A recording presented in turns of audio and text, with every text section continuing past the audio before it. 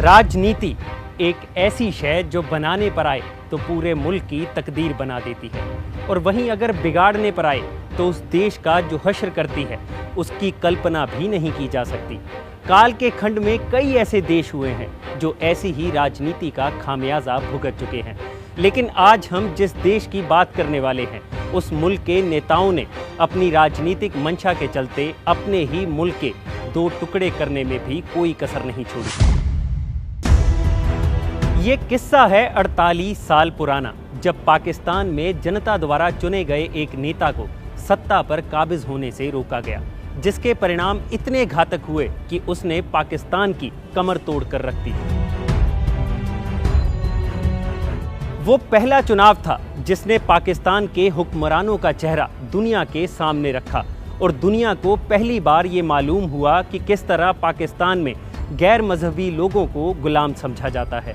तो चलिए आज किस्सा आज तक पर हम आपको सुनाएंगे पाकिस्तान के पहले इलेक्शन से जुड़ा वो किस्सा जिसने पाकिस्तान को दो भागों में बांट दिया। ये कहानी शुरू करने से पहले हमें चलना होगा 11 अगस्त 1947 में, जब पाकिस्तान को बनने में महज 3 दिन बचे थे। उस दिन पाकिस्तान के जन्मदाता कहे जाने वाले मोहम्मद अली जिन्ना ने अपने भाषण में कहा था कि पाकिस्तान सरकार का कोई भी फैसला मजहब के आधार पर नहीं होगा। लेकिन जिन्ना के आश्वासन के बावजूद पाकिस्तान की सच्चाई से हर कोई वाकिफ था, और हुआ भी ऐसा ही। पाकिस्तान की आज़ादी के वक्त पाकिस्तान का नाम था रिपब्लिक ऑफ पाकिस्तान, लेकिन 1956 में जब पाकिस्तान का संविधान बनकर तैयार हुआ तो जिन्ना का 9 साल पहले किया वो वादा हवा हो चुका था, क्योंकि पाकिस्तान का नाम अब संविधान के मुताबिक इस्लामिक रिपब्लिक ऑफ पाकिस्तान हो चुका था। पाकिस्तान की सभी हिंदू मेजॉरिटी पार्टीज और ईस्ट पाकिस्तान की आवामी लीग ने इसका जमकर विरोध किया। पाकिस्तान के पहले राष्ट्रपति सिकंदर मिर्जा को समझ आ चुका था कि इस संविधान के कारण उनकी गद्दी खतरे में आ चुकी है, जिसके चलते 7 अक्टूबर 1958 को उन्होंने संविधान को रद्द कर दिया, और इस तरह पाकिस्तान में पहला मार्शल लॉ लागू कर दिया गया। लेकिन सिकंदर मिर्जा ज्यादा देर तक अपनी सत्ता कायम नहीं रख पाए।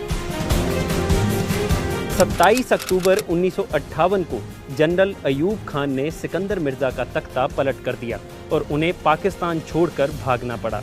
लेकिन अयूब खान ने भी मार्शल लॉ जारी रखा और खुद को पाकिस्तान का प्रेसिडेंट घोषित कर दिया।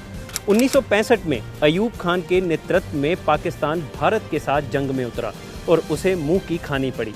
साल 1969 में अयूब खान ने पाकिस्तान की कमान जनरल याया खान के हाथ में सौंप दी, जिसके बाद पाकिस्तान में पहली बार चुनाव करवाने की मांग तेज हो गई, और इस तरह साल 1970 में याया खान के मार्शल लॉ के तहत पाकिस्तान में पहला आम चुनाव करवाने की सहमति बनी। पाकिस्तान का वो पहला आम चुनाव था जिसमें लगभग 24 राजनीतिक पार्टियां अपनी किस्मत आजमा रही थी, लेकिन इन पार्टियों में से 2 पार्टियों में मुकाबला टक्कर का था। मेहनत करोगे, लड़ोगे, मरोगे और जदोजहद करोगे। एक थी जुल्फिकार अली भुट्टो की पाकिस्तान पीपल पार्टी यानी पीपीपी, और दूसरी तरफ थी शेख मुजीबुर रहमान की पार्टी दी आवामी लीग। दोनों ही पार्टियों का अपना स्ट्रॉन्ग होल्ड था। पीपीपी जहां वेस्ट पाकिस्तान में मजबूत थी, तो वहीं आवामी लीग ईस्ट पाकिस्तान की एक बड़ी पार्टी थी। लेकिन चुनाव से 11 महीने पहले ही 4 जनवरी 1970 को अपने 42वें जन्मदिन पर जुल्फिकार अली भुट्टो ने चुनावी कैंपेन का बिगुल फूंक दिया। उन्होंने कराची के निश्तर पार्क से अपनी पहली चुनावी रैली शुरू की, जिसके बाद उन्होंने पंजाब के रावलपिंडी और साथ ही साथ खैबर पख्तूनख्वा में भी चुनावी रैलियां की। दूसरी तरफ शेख मुजीबुर रहमान ईस्ट पाकिस्तान में बांग्ला लोगों पर हो रहे अत्याचार के खिलाफ अपनी आवाज बुलंद कर रहे थे। शेख मुजीबुर रहमान के मुताबिक इस अत्याचार को रोकने का महज एक ही रास्ता था, और वो थी उनकी 6 पॉइंट मूवमेंट। इस 6 पॉइंट मूवमेंट में 1940 के लाहौर रेजोल्यूशन का हवाला दिया गया था, जिसमें यह कहा गया था कि पाकिस्तान के बनने के बाद वहां लोगों द्वारा चुनी गई सरकार होगी और साथ ही ईस्ट पाकिस्तान का अपना अर्धसैनिक बल होगा, यानी वेस्ट पाकिस्तान की ईस्ट पाकिस्तान में कम से कम दखल। इन्हीं मुद्दों के चलते शेख मुजीबुर रहमान ईस्ट पाकिस्तान के लोगों के चहेते बन गए थे और उनका आत्मविश्वास हिलोरे मार रहा था। इसी आत्मविश्वास के चलते मुजीबुर रहमान ने वेस्ट पाकिस्तान में भी अपनी पार्टी के कुछ कैंडिडेट खड़े किए थे, लेकिन वहीं जुल्फ़िकार अली भुट्टो की पार्टी पीपीपी ने ईस्ट पाकिस्तान में कदम तक नहीं रखा था। ये चुनाव ईस्ट और वेस्ट पाकिस्तान की कुल 300 सीटों पर लड़ा जा रहा था, जिसमें से वेस्ट पाकिस्तान में 138 सीटें और ईस्ट पाकिस्तान की 162 सीटों पर चुनाव होना था। शेख मुजीब और जुल्फ़िकार अली भुट्टो के साथ साथ याह्या खान के लिए भी ये चुनाव साख का विषय बन चुका था। खैर 7 दिसंबर 1970 को पाकिस्तान में आम चुनाव करवाए गए, लेकिन जब इनका नतीजा सामने आया तो भुट्टो और याह्या खान के कदमों तले ज़मीन खिसक गई। अवामी लीग पाकिस्तान की सबसे बड़ी पार्टी बनकर उभरी, जिसने शेख मुजीब के नेतृत्व में ईस्ट पाकिस्तान में 162 में से 160 सीटों पर जीत दर्ज की और वहीं जुल्फ़िकार अली भुट्टो की पाकिस्तान पीपल पार्टी ने वेस्ट पाकिस्तान की 138 सीटों में से 81 सीटों पर जीत दर्ज की।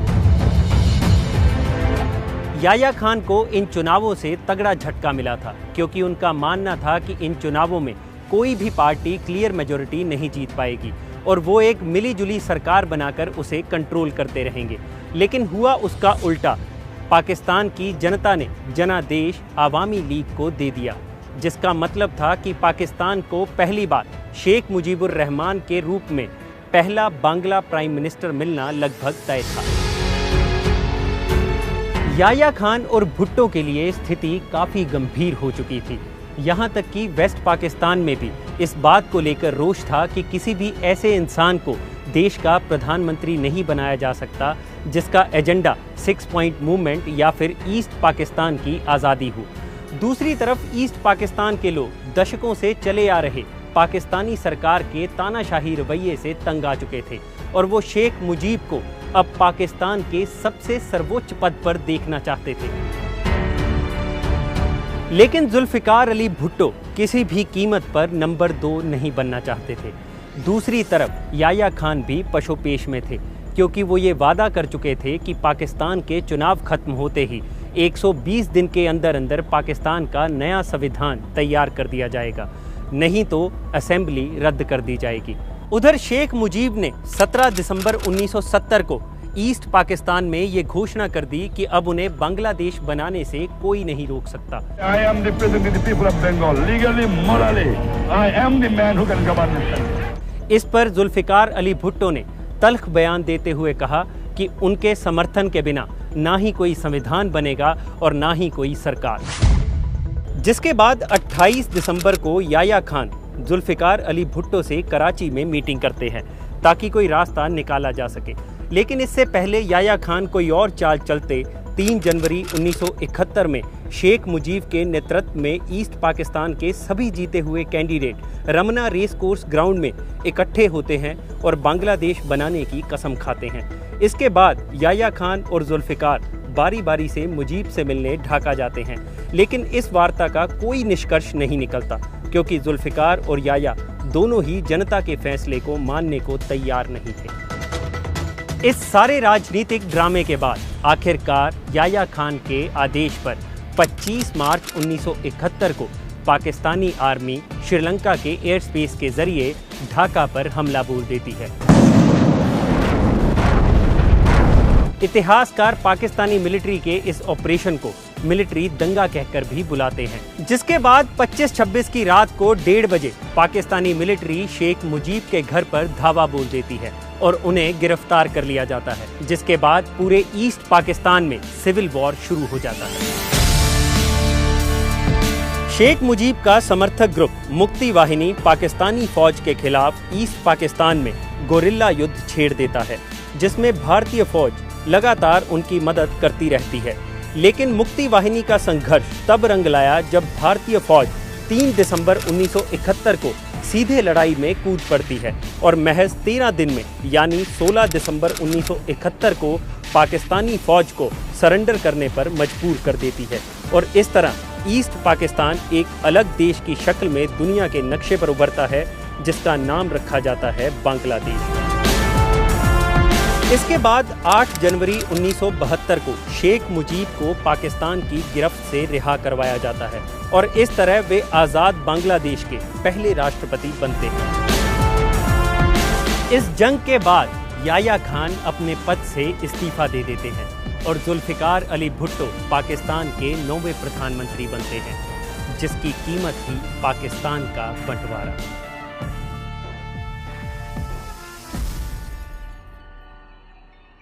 हमारे वीडियोस देखने के लिए जाएं aajtak.in पर, फेसबुक पर टाइप कर सकते हैं #किस्सा आज तक और यूट्यूब पर सर्च करने के लिए टाइप कीजिए किस्सा आज तक।